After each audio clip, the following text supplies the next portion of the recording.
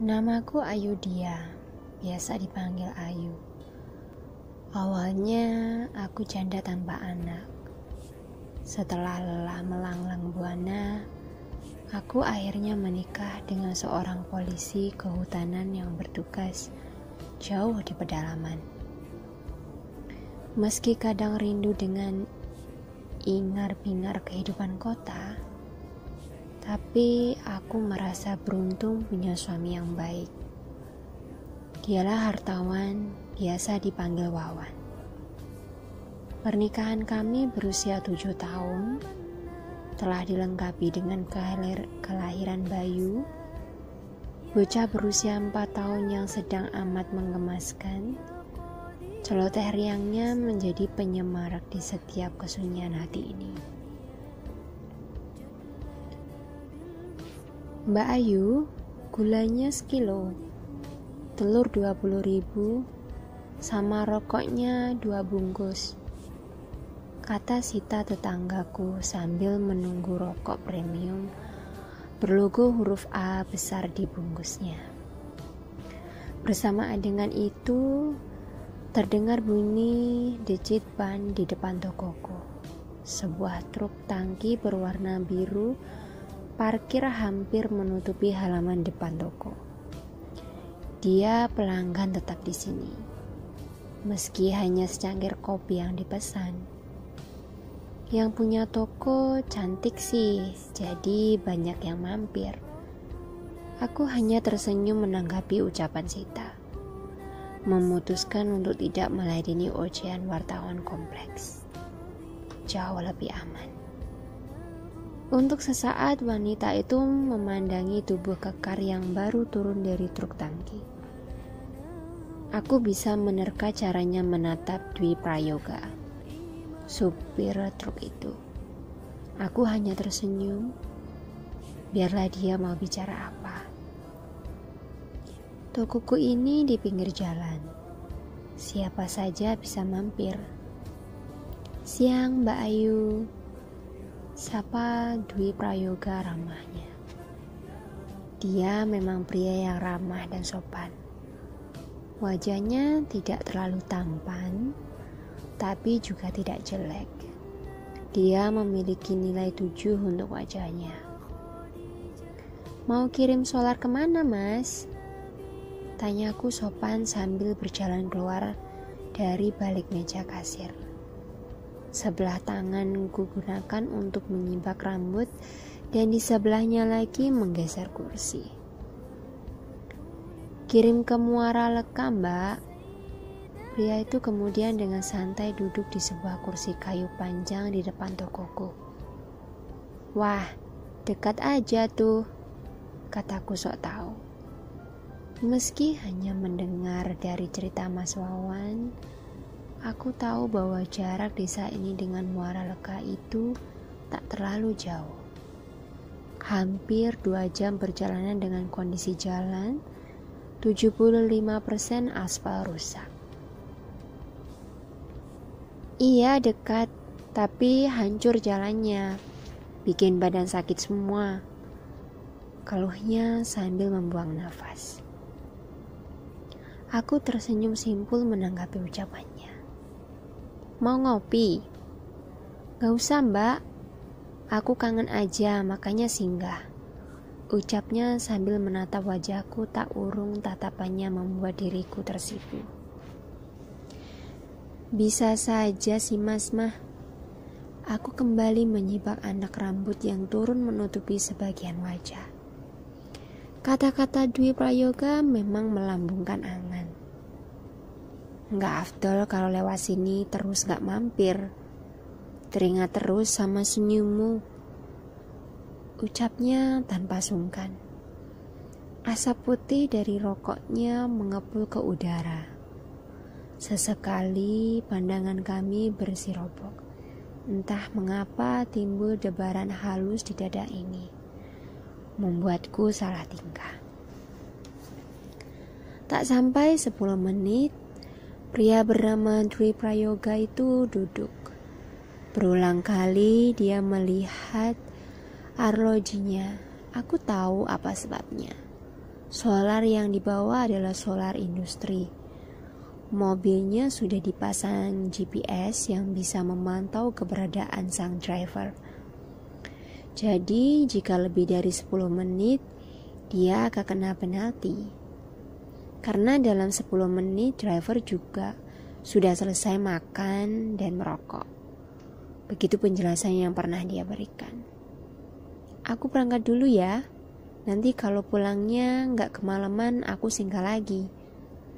Ucapnya sambil beranjak pergi. Sepatu safety semata kaki itu terdengar berat menapak ubin di teras tokoku. Dari tempatku duduk, aku hanya bisa memandang bahunya yang bidang. Tubuhnya yang tegap itu telah berlalu. Celana jeans belabel lusuh yang ia kenakan tak mengubah sudut pandangku sedikit pun padanya. Dwi Prayoga tetaplah pria yang menarik dan tak bosan dipandang mata. Perkenalan kami berawal dari 2 tahun yang lalu saat aku berada di Bandara Sepingan Balikpapan usai mengunjungi ibu di Surabaya. Dwi Prayoga adalah supir travel yang mengantarku pulang ke desa Mekarsari ini. Tak kusangka akan bertemu lagi dengannya saat ini. Pria itu makin menarik hati, membuatku was-was saat dia tidak singgah di tokoku. Kalau suka embat aja yuk, kata Mita, salah satu temanku di kota. Beberapa kali aku pernah menceritakan soal Dwi Prayoga padanya. Lakiku gimana? Tanyaku berlagak bodoh. Tidak, aku memang bodoh. Wanita bersuami yang menginginkan orang lain. Bukankah itu bodoh? Memangnya kamu mau memiliki yoga secara utuh? Kemana kesehatmu? Hidupmu udah enak. Suami pejabat, punya toko, mau ditukar sama kehidupan yang belum pasti sama yoga. Oh no, maksudku miliki saja perhatian dan jiwa yoga. Raganya gak usah. Jelas Mita di ujung sambung telepon sore ini. Aku terdiam. Mita benar. Aku tak mungkin membuang kenikmatan saat ini demi yoga.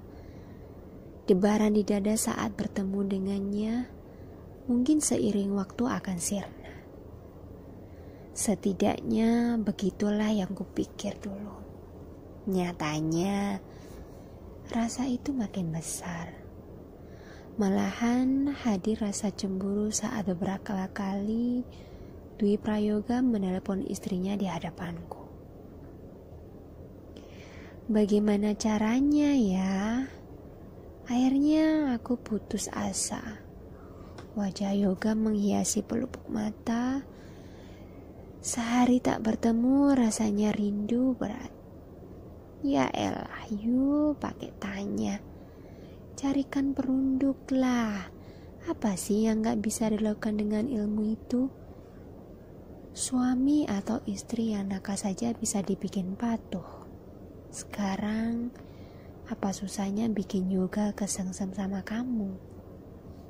Mita benar. Merunduk. Tapi orang pintar mana yang bisa melakukan itu?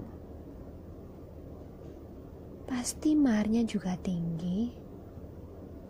Meski penghasilan tokoku bisa membayar maharnya, tapi sayang jika menggunakan uang dalam jumlah banyak.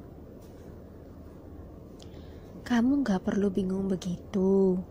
Aku tahu tempatnya yang bagus. Bayarnya cukup pakai jarum sama baju bekas pakaimu. Kalau kamu mau kasih uang ya gak masalah. Aku manggut-manggut mengerti. Penunduk memang tidak berpikirkan olehku. Karena yang aku tahu, ahli ilmu ini sulit ditemukan. Mungkin Mita hanya beruntung mengetahui tempatnya. Hatiku tergelitik untuk mengetahui lebih. Emang di mana tempatnya? Besok kamu ke rumah ya. Ambil jarum dari tokomu. Pilih baju bekas pakai yang paling kamu sukai. Semakin kamu sukai itu baju, makin manjur ilmunya. Percakapan dengan Mita pun berakhir. Sejenak aku memutar otak. Bagaimana cara yang leluasa untuk ke kota? Iya, belanja. Aku segera bergegas ke toko, memeriksa persediaan barang yang menipis atau habis. Setelah selesai merekap, barulah atur strategi supaya Mas Wawan tidak ikut. Padahal Bayu sedang demam. Aku jadi pesimis Mas Wawan akan memberi izin. Namun layar dan tekad di hati sudah berkembang dan pantang pulang sebelum berhasil. Aku harus memuaskan dahaga hati ini demi memikat Dwi Prayoga.